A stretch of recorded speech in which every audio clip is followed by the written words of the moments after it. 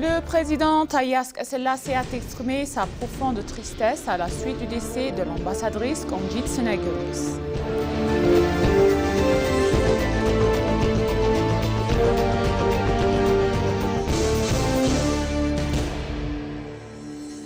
La réforme mise en œuvre par le gouvernement de Meddemer a rendu la police plus proche du public, selon le vice-premier ministre Temesgen Tırol.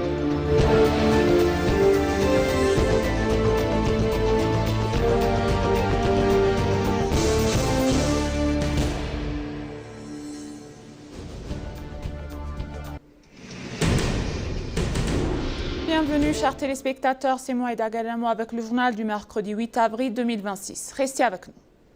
Le président Taïas Selassie a exprimé sa profonde tristesse suite du décès de l'ambassadrice Konjit Senagurgis. Dans son message de condoléances, le chef de l'État a déclaré être profondément attristé par la disparition de la diplomate. Il a souligné que l'ambassadrice Konjit laissera une empreinte durable grâce à ses contributions majeures à l'Éthiopie et au continent africain dans le domaine diplomatique. Par ailleurs, le Premier ministre Abiy Ahmed a exprimé sa profonde tristesse à la suite du décès de l'ambassadrice Konjit Senagurgis. Dans son message de condoléances, il a salué la mémoire d'une diplomate ayant consacré plus d'un demi-siècle au service de l'Éthiopie. Je présente mes sincères condoléances suite à la disparition de l'ambassadrice Konjit Senagurgis qui a servi son pays avec dévouement dans le domaine diplomate pendant de nombreuses années, a-t-il déclaré. Il a souligné que l'ambassadrice avait dédié toute sa vie à la diplomate de sa jeunesse jusqu'à l'âge adulte. Il a rappelé qu'elle fut la deuxième femme à accéder au rang de plus de l'ambassadrice d'Éthiopie après Yudit Mru. Il a également mis en avant son professionnalisme et sa rigueur, notamment en matière de droit, de procédure et de protocole, ainsi que son engagement constant en faveur des intérêts de l'Éthiopie. Selon lui, l'ambassadrice Konjit a ouvert la voie à de nombreuses femmes dans la diplomate et demeure une source d'inspiration pour les générations futures.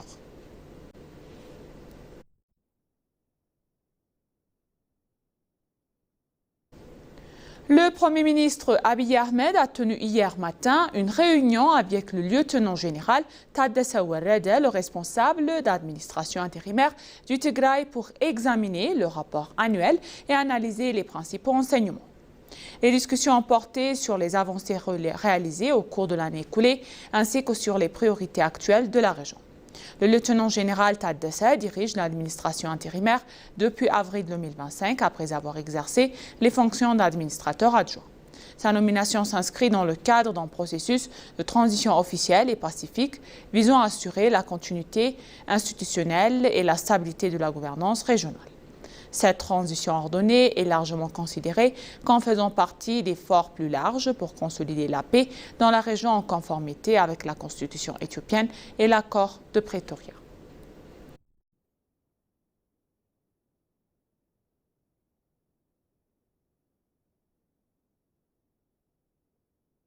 La réforme mise en œuvre par le gouvernement de Meddemer a rendu la police plus proche du public, selon le vice-premier ministre Temesgen Tırol. Le vice-premier ministre a souligné la 20e conférence des commissaires de police sur le thème « L'unité de la police pour une paix durable ».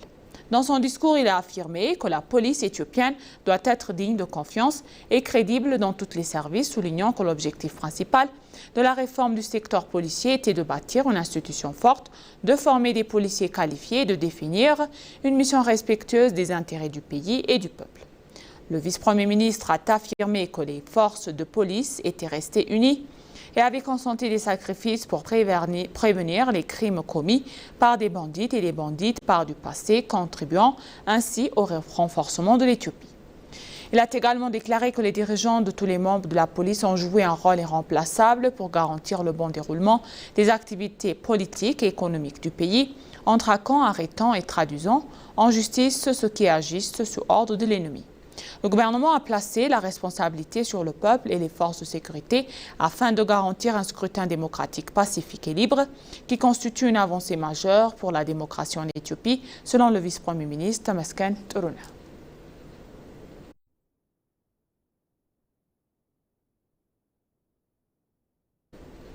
Le ministre des Affaires étrangères, Gédéon Timotheos, et le commissaire de l'Union africaine aux affaires politiques, à la paix et à la sécurité, l'ambassadeur Bankiole Adeoye, se sont entretenus. Le ministre des Affaires étrangères, Gédéon Timotheos, a reçu hier dans son bureau le commissaire de l'Union africaine aux affaires politiques, à la paix et à la santé, l'ambassadeur Bankiole Adeoye. Lors de la réunion, les deux parties ont échangé leurs points de vue sur les questions de paix et de sécurité régionale et continentale et ont souligné l'importance de renforcer la coopération et la coordination étroite pour y remédier. Il convient de rappeler que l'Éthiopie a pris la présence du Conseil de paix et de sécurité de l'Union africaine pour le mois d'avril 2026.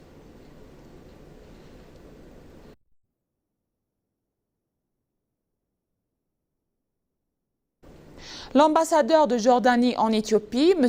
Amjad Al-Moumani, a exprimé ses appréciations pour les efforts entrepris par l'Éthiopie afin d'améliorer son climat des affaires, mettant particulièrement en avant les avancées réalisées dans le domaine des investissements. Lors d'une rencontre tenue avec le commissaire éthiopien aux investissements, Zellek Atemesken a également souligné l'intérêt de la Jordanie à renforcer sa coopération économique avec l'Éthiopie, notamment à travers le développement des liens entre les secteurs privés des deux pays. De son côté, le commissaire a présenté ses réformes économiques en cours visant à rendre l'environnement d'investissement plus attractif et compétitif, aussi bien que pour les investisseurs locaux qu'étrangers. Il a mis en lumière les nombreuses opportunités disponibles dans des secteurs clés tels que l'industrie, l'agriculture et l'agroalimentaire, les énergies renouvelables, le tourisme et les services. Il a par ailleurs indiqué que les mesures supplémentaires sont mises en œuvre pour améliorer davantage le climat d'investissement, notamment par la simplification des services et le renforcement des systèmes numériques afin d'assurer plus d'efficacité et de rapidité.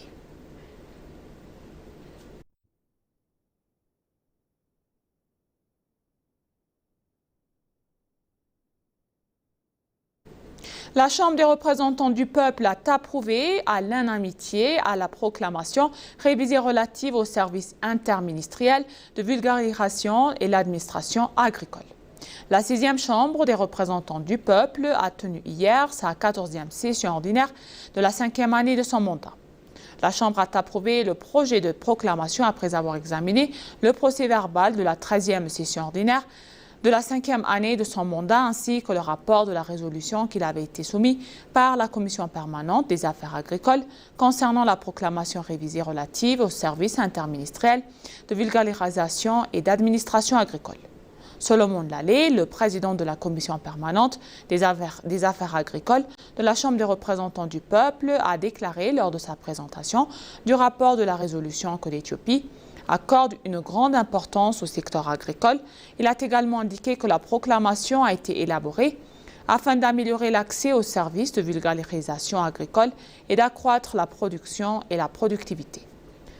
Par ailleurs, la Chambre a examiné le projet de proclamation sur la liberté d'information et le projet de proclamation sur les tribunaux fédéraux de la charia et les a renvoyés à les commissions permanentes compétentes, a rapporté l'ENA.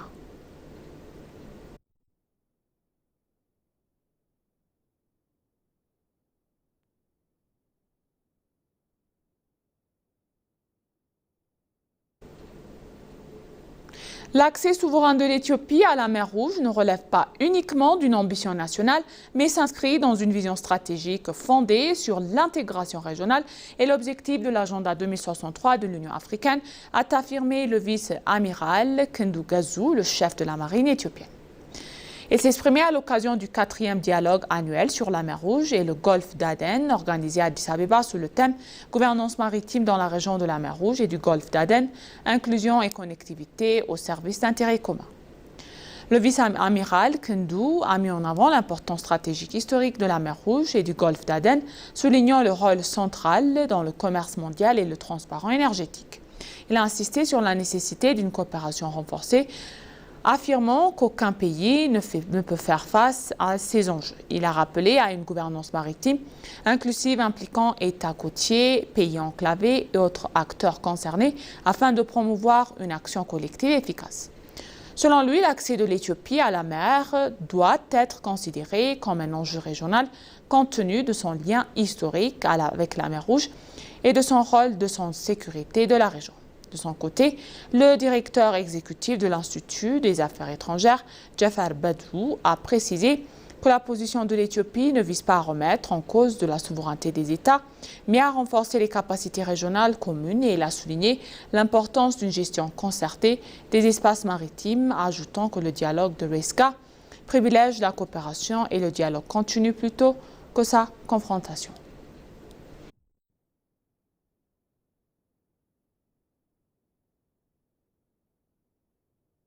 Et pour conclure le journal, l'Éthiopie a officiellement dévoilé hier son rapport sur les réformes macroéconomiques et structurelles lors d'une cérémonie de haut niveau tenue à la Banque commerciale de l'Éthiopie. Selon le ministère des Finances, le ministre Ahmed Shide a mis en avant les avancées notables réalisées sous l'impulsion du Premier ministre Abiy Ahmed. Il a indiqué qu'une plateforme de coordination macroéconomique de haut niveau a été mise en place et appuyée par une équipe technique issue des principales institutions économiques, de centres de recherche et de partenaires internationaux. De son côté, la ministre de la Planification et du Développement, Fetsouma Safa, a souligné que l'Éthiopie a enregistré une croissance économique soutenue et diversifiée atteignant en moyenne 7,5% par an au cours des 8 dernières années. Elle a ajouté que le rapport confirme les effets positifs des réformes, une meilleure coordination et une dynamique économique encourageante. Pour sa part, le gouverneur de la Banque nationale d'Éthiopie, Yopta Kalin, a révélé le rapport témoigne d'un renforcement des capacités techniques de l'État, notamment dans l'utilisation de données de haute fréquence et d'outils analytiques avancés. Il a insisté sur le fait que la stabilité économique repose sur une approche globale nécessitant une coordination étroite, plus politique, budgétaire et monétaire plutôt que des actions isolées.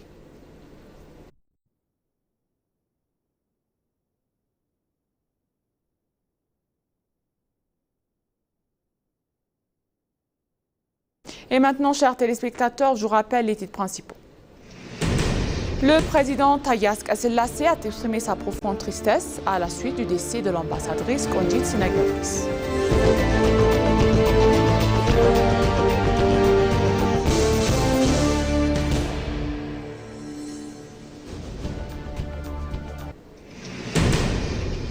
La réforme mise en œuvre par le gouvernement de Medemer a rendu la police plus proche du public, selon le vice-premier ministre Tamas Kantema. Merci chers téléspectateurs, ainsi s'achève le journal d'aujourd'hui. C'était moi Aïda Garamo et je vous souhaite une bonne journée.